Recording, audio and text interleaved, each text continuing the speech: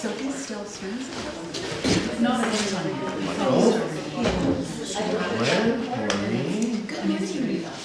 I like that Dave's Orchard stuff. Wow. Vancouver's son wants to talk this afternoon, so. Good. Yeah, get it into the press so we can't get back on this. It's a public document. They are. I'm not giving it. What do they want to? Just an interview. That they've been following the Belcarra story all along. I'll take this all too. Vancouver Sun, because the Dave's Orchard story The is irony- meaty political. The irony is the person who's been writing Vancouver Sun stories has left the Sun and is now with Metro Vancouver. Oh, no way. So it's like a total new cast of characters. I'll be so disappointed in our collaborative. Exactly. Those press releases make look a little bit. Okay. All those little things going off lead me to believe that it must be 9:30. Good morning, everybody. Call the meeting to order. So, Hope, how's it going? Good. So this morning we only have one on-table item, and that is a letter relating to item 5.1 of the agenda, the development variance permit for 1774 Billington. And other than that, that's all for the regular council agenda. Okay. Anybody else have any additions they want to make to the agenda this morning? Notice how I just asked that so nicely, as if maybe somebody might. Are you trying to drag things out? Well, I think a 15-minute meeting might be a little bit. I would think that is no. Can I have a motion to approve the agenda? Seconded, all in favor, passed unanimously. Okay, public comment section. We have Greg Rowland regarding 1774 Billington Road. Yes, good morning, Mr. Mayor and honorable council members. Before you, and unfortunately late last night, I sent a copy of the letter which I trust everybody has before them. And generally I don't get involved in this level of things, but there's been certain allegations and things said about my professional conduct and my interactions both with the city. And I thought it'd be appropriate that I at least responded kind to some of the allegations made to protect my professional reputation, because I do plan on doing more projects here on Bowen Island, and that things are right before council. So there's a letter that I sent in with some difficulty because of the oversized scan dated yesterday that I'm hoping everybody has. It generally speaks for itself, and I just want to come before council and make a personal appearance on that behalf to make clarity to any allegations of wrongdoing or of unclean hands that we come before you today with our application that's being considered. So if there's any questions, I'm certainly going to be sitting here. If there's anything else required of me, I'll be here to answer any questions you might have. Okay. Do we have anything to bring before we move on? Thank you for your audience. Thank you. Brendan Hirsch regarding 1774 Billington.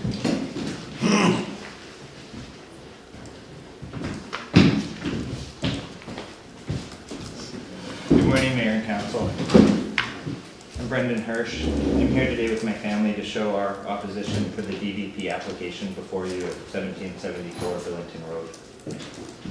I believe you're aware of our specific concerns, as we've noted in a recent letter to Council on April 6th. But my comments today are of a more general nature. What has occurred on Strata Lot 5, or 1774 Billington Road, has been a complete disregard for municipal bylaws, strata bylaws, environmental stewardship, and common respect for community. As you may know, environmental safeguards, as suggested by a QEP last summer, were completely disregarded during the months of unpermitted blasting, clearing, and construction that ensued in violation of the allowable distance to the sea.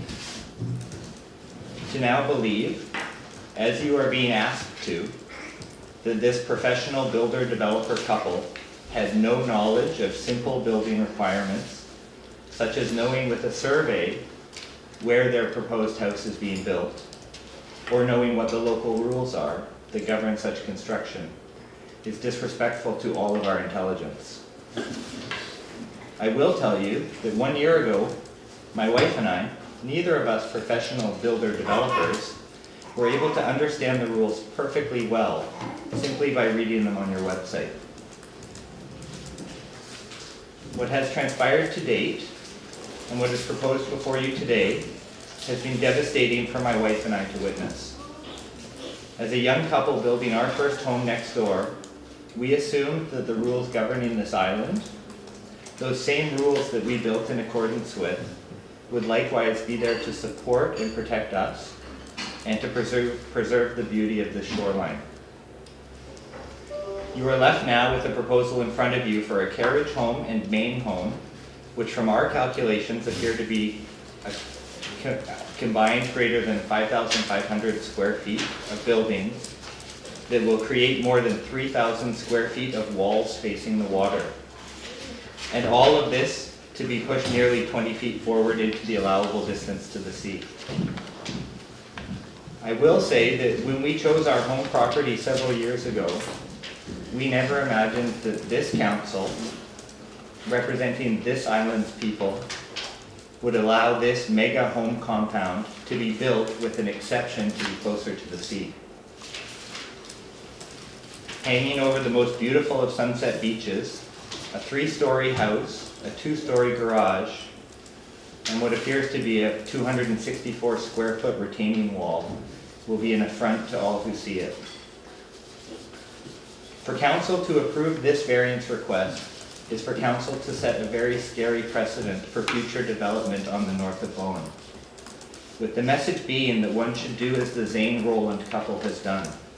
Chop and blast as close to the water as you can get, and then come back after and request the variance permit, hoping to be too far along in the process to be turned back. I do worry that problems with these people will not go away for our community after this decision is made. But by upholding the values of the island, the official community plan, and the Green Shores approach to building, council can choose to send a message today that this apparently intentional disregard for our beautiful land is not to be tolerated. My wife and I wanted to be here today in front of you so that you can see how much the decision by council today impacts ourselves and our children, both in the short term and for many years to come. I would welcome any questions either now or following the meeting, and I do thank you for giving me the opportunity to speak to you. Do you have any questions? No. Thank you. Okay. So, consent agenda. Anybody have anything they'd like to pull from that? Yes. Could I call 3.4? 4. And can I also, is this also the time when I pull an information item as well? 12:13. Okay, first of all, let's take 3.4, put that on at the 3.4, and then you wanted to pull what from the? 12:13. 12:13. So we're throwing those in section 11? Need to do some research report, okay. Done. Yeah, we'll put those, we'll put it on 11 as well? Yeah. Yeah. Okey-doke. Anything else you want to pull?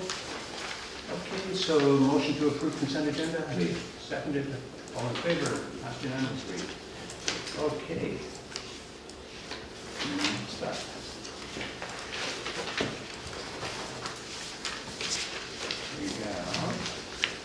We don't have any delegations. Do we? No. This is so short, I skipped over the agenda before. Looking for the beginning of the agenda, I passed the whole thing. Okay. So, Daniel, good morning.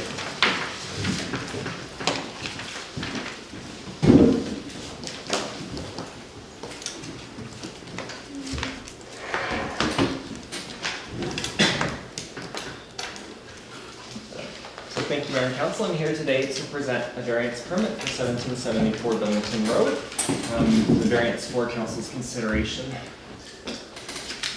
So just a refresher, so we're talking about Lot 5 on Billington Road, located on the north shore of Bowen Island, for the continuation of Woods Road. and then up the Strata Road, Billington Road to Lot 5.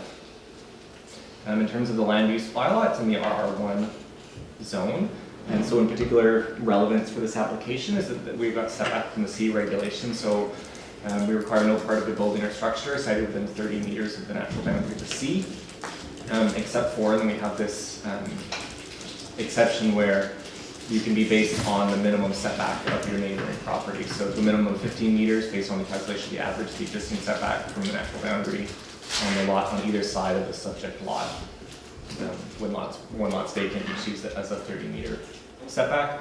And then you measure the average distance from the outermost exterior walls of the principal building, excluding decks, where the two perimeter walls contact each other in the ground floor surface to the natural boundary of the sea.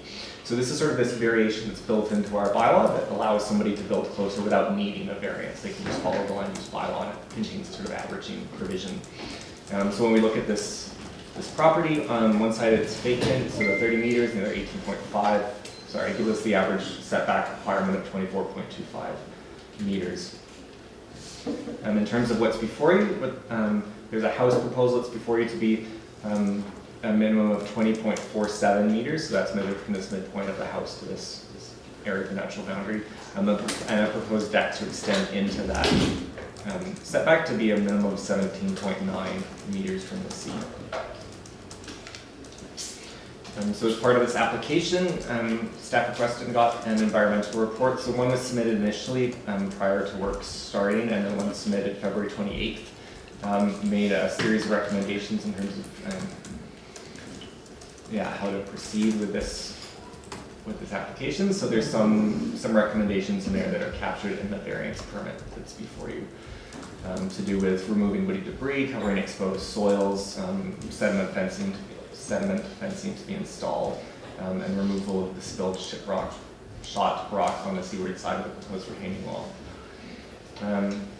So in terms of what's all in your package, the applicant submitted a letter and then another one last night outlining their requested variance, and submitted a letter from a septic professional about the septic field. And this is an old one, I apologize, but I'm gonna update that. Let me just find my proper notes here.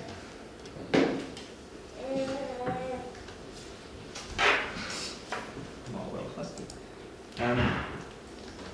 But in terms of applications, this came before council in the March 27th meeting. And at that point, we issued notice for the April 24th meeting, and council attended a site visit as well. And at the site visit, the applicant also provided a timeline from their perspective of the application, and that's in your package as well.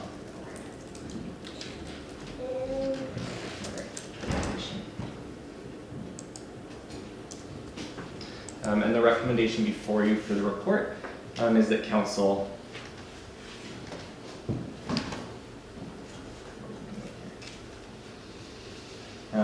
issued development variance permit 02/2017.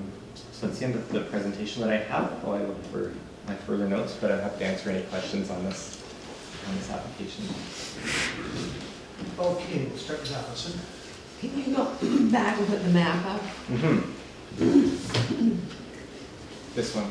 And you don't happen to have the map of the one next door, do you? I have it, but not on the. But they're not side by side. No. If we go, like this shows, so this house is located about here, and the neighboring house is sort of in here. Okay. So back to the map.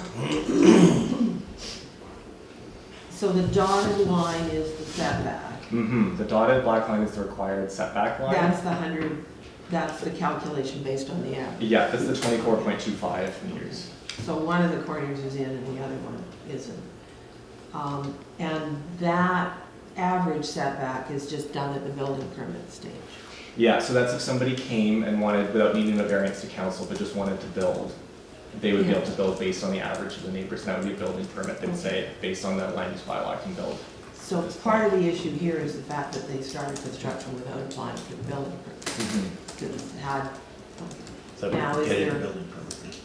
is there a fine for having started without the building permit? So in our building bylaw, if a stop work notice is issued, the pay additional charge equal to 100% of the building permit fee prior to obtaining the required building permit.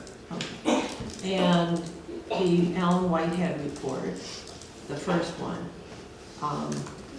is that roughly the siting that came out of that report as the best location? It's the siting that's in the report. Alan Whitehead's report? Yeah, Alan The Whitehead's first one, report, before yeah. any work was So I done. wouldn't say it said the best location, but it's sort of a proposed location, and then it outlines steps to be taken based on the location. Okay, but he didn't say this wasn't No, it says, yeah, so based on that location. Yeah. identified, okay. I guess my concern is more the process. I mean, I think had they come and applied for a variance, and based on having read Alan Whitehead's report, I would have granted the variance. I don't have a problem with it. And looking at the site, I don't know where else you would have put it. And it's within the sizes and all that sort of stuff, so that's not an issue. Yeah, Do you want to say something? Yes. Yeah, given your presentation right now, and given if there wasn't some contrary problems with the neighbors and stuff like that in the process, I think this council historically probably would have granted that the DVP. Having said that, we have some complications here. There's no question about that. And I think that the proponent here, the DVP, the applicant, should have known better, given your history, and went ahead and did it. Now, I have a little problem with at what point are you violating the situation. I think it did violate the situation. Now, having said that, there's going to be penalties assessed to that, and I don't think there's any question that those are actual penalties that should be assessed in this situation. You know, we have a tradition on Bowen Island of going ahead and doing it and asking forgiveness later, and there has to be, I think there has to be some kind of penalty involved here. So I'm in favor of granting the DVP with penalties assessed, and I would also like to see if that can be, we'll see what everybody else says, but I would like to see the retaining wall, and we talked about this. There was some deal about greening it up and making it green and fit in, because that is quite obvious from the beach next door. The massing of the house is not going to change from the beach. The mass, whether you bring that line back or not, you're still going to see that massing, so that's not really a concern. And I would say, from the neighbor's perspective, on the roof overhang and the deck, those are quite prominent structures that are 46 feet from the ocean, so I don't think there's much of an argument there. Anyway, I'm in favor of the DVP, and we'll see where it goes. And that's about it for me. Okay, do we have anyone else? Simone? I've got two questions. One, seeing as how the setback available was less because of the neighbor's DVP, if we allow this DVP, will that affect the next neighbor? It will, yeah. So if the house is built, let's say it's built 20 meters from the sea, because I can do that math in my head, and the neighbors, and then so lot 4 then could build, like this lot, if these people go ahead and build it at 20 meters, just for sake of my math in my head, and they could then build at 25 meters. Okay, so it has cascading effect. Yeah. Okay, thank you. And the other question was relating to the idea that Gary brought up, penalties. What kinds of penalties have we got available to us apart from the doubling of the building permit fee? I mean, that is in our building bylaw. That is, what's laid out for a stop work order, or the consequence of a stop work order is then the building permit. And how much is a building permit? It's based on a percentage of value of the house, so it ends up being several $1,000s. It'll depend on the value. Okay, well, I see there's two issues here. One of them is that there was no building permit sought before work was begun. And that one, I think, is a pretty significant one in terms of, looking at provincial website about green bylaws, and they say bylaws and permit restrictions will be ineffective unless landowners and permit holders know how local government will act. And I see that as a pretty significant issue in front of us. And the second one is that the building was begun to be constructed closer to the shoreline. For those two reasons, I'm going to say I'm not in favor of allowing this development permit variance. A few more points. It's not just the views of the neighbors that concern me, it's the impact of the views from the water and from neighboring islands and from other people that might build there nearby in the future. Because this is an area under construction, so there aren't very many neighbors yet. And we're an island within the Islands Trust, and this is a special area. And I'm going to read from something that's in our agenda on page 138. And this is a letter from the Islands Trust to the province. And just describes it nicely. Unlike most local governments, islands or local governments within the Islands Trust, there's a specific provincial interest in land use planning, and under our object to preserve and protect these islands, not just for the 25,000 residents, speaking of the whole trust area, and the non-resident landholders, but for all British Columbians, including the First Nations who publicly asserted Aboriginal title.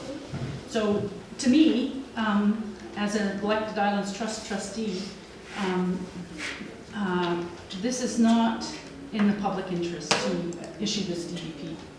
Secondly, I think of this impact on the next lot, the cascading impacts of allowing DVPs on the next lots.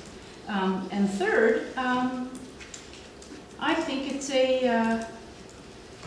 contrary to many parts of the OCP, that our official community plan that direct us to protect the shoreline, and that people care about the shoreline. And in fact, it's priority A3 in our own strategic island plan is protect the shoreline. Not in this specific way. It relates more to docks and social planning issues like Union Bay and Green Shore's approach to development. That's another reason. And the fourth one is the impact on future builders on Bowen Island. What message are we sending if we allow this DVP to go ahead? And then I heard this morning that these proponents would also like to be involved in other future building projects on Bowen. But whether it's them or somebody else, what message are we sending? So for those reasons, I'm not in favor. Yes, if I may. Daniel, should this DVP be granted, does this mean then that the construction then goes ahead? That's the end of it, the DVP is granted, and that assuming that all the regulations are followed, construction will begin? So with the variance granted, then it has conditions in it about the environmental work that needs to happen in advance, so for pre-construction meeting and those things, and then a building permit would be issued as well for construction. Okay. Because Councillor Ander mentioned the greening of the wall as just one item. Okay. So if the DVP is to be granted, at what stage do we approve the remedial work or the work to satisfy some of the points raised by their neighbours? At what point is that actually catalogued, noted and whatever? Because it's nothing worse than being caught on the back foot, which is what we are here, because something has happened, the whole process has gone awry, and now we're trying to sort it out. Okay. And unfortunately, we're dealing with parties who are not necessarily all thinking in the same way, but that's the way it is. So my question is, If we were to grant a DVP, I for one would really like to be very sure of exactly what this is going to look like, not just in terms of bricks and mortar and square feet and construction, but what it is going to look like from the beach, because we did the tour. From that house, this is not particularly obvious. I mean, it is shuttered. From the beach, it absolutely is. So I have very mixed feelings on this issue at all, largely because the process has gone so awry, it makes life difficult. But in the spirit of moving on, my question is, where do we stand with exactly what this is going to look like when it's finished, to hopefully benefit both parties? And I really do feel that sitting on, I'm really not sure on this one. I'm very undecided. So the variance that's before you for consideration, following the environmental report, has several steps where we're requiring confirmation in writing from an environmental monitor to provide that some of the steps have been completed. And then we're requiring a deposit with the variance that gets refunded then upon completion and confirmation those steps have been followed. So that's to address the environmental recommendations in the report. Yeah, rather than necessarily sort of the visual impact is, you know, when it gets built and it's what it is, rather than the environmental steps which have to be followed. And what about the aesthetic steps? This great big wall, how that's going to be, as an example, Yeah. where does that get written in? Yeah, so the wall, I mean, our land use bylaw permits retaining walls of up to 2.5 meters to be anywhere on the lot. So it's such that, you know, permission for the wall is a building permit application and isn't part of the variance application. So the wall is a legal structure? The wall requires a building permit, but we permit with a building permit a retaining wall up to 2.5 meters. Okay, can I jump in for a minute? Okay, so I think we've got three issues. We have the building permit issue, which is being dealt with basically by a fine, by doubling the building permit, proceeding without it. We have the development permit issue, which is staff that is handling that, right? So my question for you, Daniel, is what are the consequences for not conforming to a development permit when you have the environmental consultant saying you have to do this and you don't do it? Is it just a matter that money is held back until you ultimately do it? That type of, is it money hold back? Is there a fining process? Is there anything like that? We're talking about the DVP. So No, this- I'm talking about the DP first. What DP? The development permit is the environmental There's no permit. DP. There's no DP there. Oh. There's a creek that runs on the Okay, west side of the property, but they're far enough away that they don't need a DP. so the environmental report from Alan Whitehead was because everybody has to do that, or? So that's something that we as staff ask for a variance permit for setback to the sea. Oh, I see, fair enough, gotcha. Yeah. My misunderstanding. Yeah. Okay, so, so that aspect of it, they wouldn't, if they were further back, they Yeah. wouldn't have needed to do that at all. Yeah. So there's kind of an implicit understanding, isn't there, that if they needed to have that environmental permit, that it was part of the DVP process from, or the So environmental that's inspection? part of that confusion. When the first one was done, Right, it was then on the understanding that they didn't need the like between the applicant and the environmental consultant, that they were far enough back that they didn't need a variance permit. but at that point, they didn't confirm it with the planning department. Right? Yeah, so didn't apply for a building permit and started on the understanding that they didn't need a variance permit. Okay, so And that's then where we ran placed a into stop trouble work here. order, that's when we confirmed, no, they do need a variance permit. Okay, gotcha. That's a processing. Let me just finish up for a minute, okay, Melanie, and Yeah, I'll yeah, get yeah. through my points and I'll Sure. come back to you. So this is something where I would be in favor of giving the variance permit in spite of the many, many things. Mainly because we don't control the square footage of the house, we don't control the mass of the house and that sort of thing. And if we're talking about a few feet forward or back, the view from the sea, the view from the neighbors, that sort of thing doesn't substantially change. And I believe that if the applicant had come to us in the beginning and said, look, I've got a 20-foot high rock wall right there, and I'd like to put my forms in front of it. And this is going to mean that we're very similar to what our neighbor is as far as distance from the sea. I think we would have approved it, and I think that all this other stuff, as disappointing or controversial as it is really extraneous to that decision. So, sorry, Melanie, I just have it, so do you even understand why the building permit wasn't sought before construction was built? So from the applicant, it was, they wanted to do the excavation to confirm that they could build in that location and build far enough from the sea that they didn't need the variance. They did the excavation, started the forms to confirm that they could meet what they had thought was the setback line. okay, I'm going to go to Gary and then. Yeah, and around that confusion, I think there has to be some clarity brought into either the planning department or the building department about the process of building. And I can tell you on Bowen, and I've done it a lot of times, you go ahead and you can build the forms, and it comes from a couple of different sources that you're allowed to do that at a risk. If you go ahead and put the forms in and they're in the wrong place, you're gonna have to change them and or request a DEP. So you run that risk, and it's a very, very high money risk to do that. Having said that, I don't think that people should be going ahead, but I don't think there's a definition of The time you have to get. yeah, how far you can actually go without getting a building permit. Yeah, and that is that well, I'll let Daniel Yeah, answer that. I was gonna say, so one thing is, so when you apply for a building permit, we require a site plan, we don't require the survey. Correct. So people then build the forms, you know, on the understanding that their site plan is correct, and then they survey it before they pour. So at that point, they're doing that at their own risk, like they better be sure that they know where it is, because if they then survey it and they're off, then they have to, you know, do it all over again. Our building permit does say that no person shall commence or continue any construction, blah, blah, blah, including excavation or other work related to construction, unless a building official has issued a valid permit.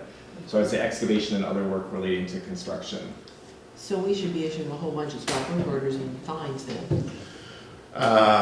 All I'm saying is that there should be some clarity that goes through the whole system here, because it definitely isn't there. Yeah. And I'm not going to point any fingers with that. It has to go through the whole system. Just to clarify, I started building forms in 2001 and got a red stop work order thrown up on the place, and I was faced with paying double the building permit. This has been around forever. There's nothing new about this, and anybody who does that does do it at their own risk. Mhm. And I can speak to it. So it's not this understanding that, oh, the forms are built to be torn down is fine. It makes perfect sense. However, it is not the way the bylaws worded. And the wording of the bylaw, I mean, basically, I think the message here is, we're going to enforce the bloody bylaw, and that people can want to go out. Now, whether or not you can take it to the point of excavation as opposed to form building, I certainly would think we should draw a line there, because how the heck do you know where you're going to put the house until you see your subsurface conditions? So to say you can't dig on your own lot, I think is pushing it, but certainly building forms, strikes me, a lot of people have gotten into a lot of trouble on this island, building those forms ahead of time, because they weren't exactly where they thought it was because of their lack of a site survey or correct survey or understanding of property lines or strata corporation rules or whatever, right? And having the building permit in place before you build that form, everything else is taken care of then ahead of time. You do strata, that's why you've got to stop it. Yeah, oh yeah, on and on. Well, just a quick point. I mean, there are some certain private property rights, and you can dig a hole in your property if you want to dig a hole, and you can do some excavating on your property if you want to excavate your property. You can take all the trees down, you can do whatever you want. But you cannot, you know, and we've always been allowed to put forms in, but we couldn't pour concrete until it's. Right, but that's actually, But it's a wrong. misunderstanding. It's a misunderstanding. I'm gonna go to Melanie. So, go ahead, no, go ahead. Okay, Maureen. I just want to revisit the question of penalties. Sue Ellen was asking what additional penalties might be available in this circumstance. So, as I understand it, there's a doubled building permit fee, and that amounts to just a couple of $1,000. Yeah, I mean, yeah, it depends on the value of the house, basically how we calculate our building, but it's typically under 5,000. Is it Yeah. 1%? 1% is the deposit, and then a building permit fee is like so much for the first, per thousand for the first 100,000, and then so much per thousand for the next 100,000 of building value. But it ends up being, you know, under $5,000, I would say, the building permit fee, and then we charge 1% of the value as a deposit, and that would remain the same, and that gets returned at occupancy. So it's not going to go above 10K, Yeah, somewhere in there. yeah, I haven't done the math on their value, but yeah. Okay, and with the DVP, there's also security deposit, Yeah. 5K that's been Yeah. stipulated here, which is unusual. Ordinarily, we don't have security deposits Yeah. noted on our DVPs. Those seem to me to be relatively modest numbers. And are there other penalties that could be brought there? So I mean, I would say that the variance permit deposit isn't necessarily a penalty as much as a sort of just guarantee that the conditions are met. So typically, you know, the work hasn't been done, and so we don't require a deposit. In this case, because there's remediation steps, that we felt that a deposit was appropriate to make sure that the remediation takes place, as opposed to normally it's sort of making sure you don't do something, so don't, you know. And if the person failed to do the necessary remediation, they would lose the 5K? Yeah, I mean, technically, I think it's so that we would then spend the money to do the remediation work. And the 5K would be sufficient to do that? No. I mean, it sort of depend, but we wouldn't spend more than that. In this case, Bob. Yeah, Okay, thank you, Danny. yeah. Okay, any other points anyone wants to make? No. Okay. So, So, We have- so could we, is there a requirement to have the environmental monitor on site when this remediation